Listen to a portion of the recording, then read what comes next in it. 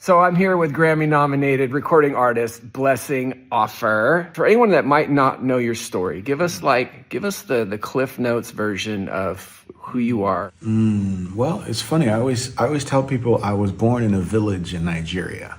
I'm the youngest of 6. I was born to a mom and dad who are just about the most wonderful people in the world. Of all my siblings, I got to come over to America when I was 6 and grow up with my uncle. We initially came to treat glaucoma. I was born with glaucoma. When I was 10, we had a water gun accident and it detached the retina in my eye. I got shot in the eye with a water gun. And so I lost the majority of my vision right around then.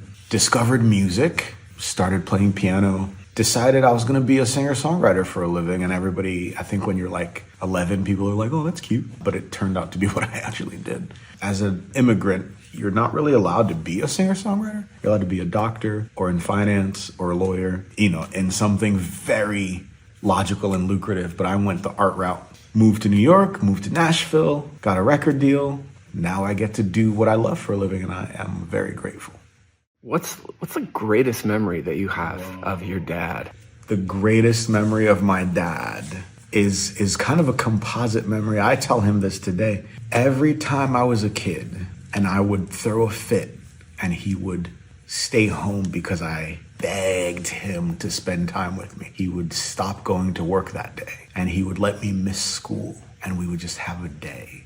For no other reason other than that this annoying little 4, 3, 2, 5-year-old was like, Dad, you are not going to work. More often than he probably should, my dad would just drop everything and not go to work.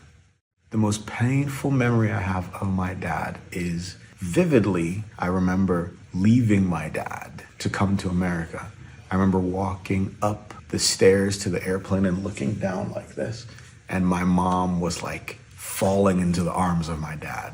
I was like, wait, I don't want to leave these guys. But I had to, because I had to come to America, which I'm very grateful for. But it's funny how even something as good as coming to America involves this kind of leaving and heartache. It's awful that in order to be a recipient of all these good, wonderful things that I am a recipient of, I had to leave my family. My favorite traits that my dad has in abundance: his kindness, his wisdom, his steadiness, and his easy joy. Every time I hear him laugh, I go, oh my God, I think I have his laugh. And it makes me so incredibly happy. Yeah, he's kind of my hero. What made the experience of growing up with an uncle unique? And did he take the place of your father? Did he supplement the places that your dad leaned into? And did your dad still have a voice in your life while you were growing up in Connecticut? It's interesting because my dad also raised my uncle. My uncle was the youngest of their kids. And so when my dad was probably in his mid-20s, he brought my uncle to live with him. So my uncle and I both look up to my dad as father figures. So I think even when we were living here, my uncle and I were both still looking up to my dad. My uncle obviously was a provider. I watched him work really hard. I watched him become a lawyer. He came to America from a soccer scholarship and just kind of was so incredibly exemplary at doing exactly what you want to do, which is to come here and put in the work and get all the degrees. And never ever did I lack for anything. And me being here is because of my uncle.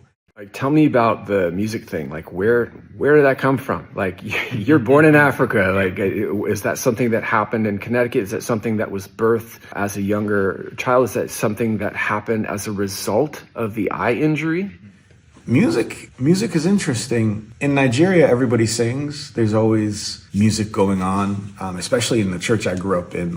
We're all singing good, bad, and indifferent. Everybody's just as loud as you can, sing the song. I never really thought music was special, nor did I think anybody would pay for me to sing until I came to America. And the piano showed up at a really pivotal time in my life where I was trying to recover from all these eye surgeries, and all of a sudden here's a piano where I could sit and really pour a lot of my energy into it. Man, the rest is history, because I loved that thing from the beginning. Me coming to America was the plan from when I was born, and we realized that okay, this vision thing is very tenuous. We need to go get it fixed. But I feel like in all of our imaginations, we just assumed I'd be gone for a year or two. America would work its magic. I'd come back. One surgery led to another surgery, led to another surgery, led to the water gun accident. Every service I needed was here. 1 year leads to 6 years, leads to 15 years so quickly. And all of a sudden you've lived life in Connecticut. And now we're thinking about college. And now we're thinking about a record deal. And now we are on, we're going to the Grammy. So sometimes those stories are better just told and understood a day at a time. How would you say that your dad's influence has impacted your goals or your ambitions? From when I was a kid, I watched my dad be a businessman. He started businesses, sold businesses, flipped businesses, started other businesses, and just kind of always walked out on faith. There were plenty of times where he just did a crazy thing because he's like, man, I just think God wants this. We were very blessed to witness him wrestle with God and go, I'm going to do this thing. I know it sounds scary, but it's like watching a guy walk out faith is really cool. Music is a crazy thing. And even now, some of the business decisions I'm making seem crazy, but when you know that your gut feels a thing and you come from a history of, but God, you got to do the thing, My mom passed a year and a half ago. God in his infinite goodness let me go back and spend a month with her and really show her full circle how the story ended. I put all my family up in this hotel. I spoiled them for a whole 4 weeks. We had, just the very best time. It was one of those moments where you go, God tells the best stories. Just 5 months later, she passed of a heart attack, just out of nowhere. Within 6 months of me getting to see my mom again, God knew what would happen. And yet he gave us that time so that in her earthly life, she would see the beauty of her patience and God's faithfulness in this lifetime.